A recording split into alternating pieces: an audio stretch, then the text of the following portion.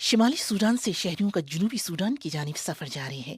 Sudan کے جنوبی حصے کے شہری اتوار کو شروع ہونے والے ریفرینڈم میں یہ فیصلہ کریں گے کہ آیا انہیں شمالی حصے کے ساتھ رہنا ہے یا الگ ہونا ہے۔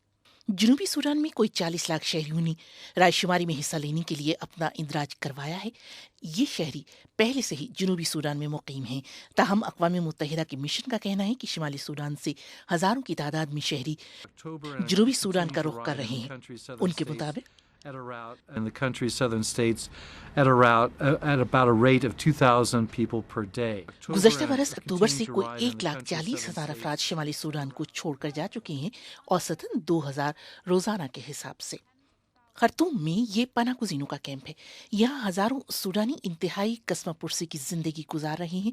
یہ وہ لوگ ہیں جو ملک میں 2 اشروں سے جاری خانہ جنگی سے بچنے کے لیے یہاں آ گئے تھے، مگر یہ پناہ گزین اب بھی خوف میں مبتلا ہیں، گو کہ اس کی نوعیت مختلف ہے۔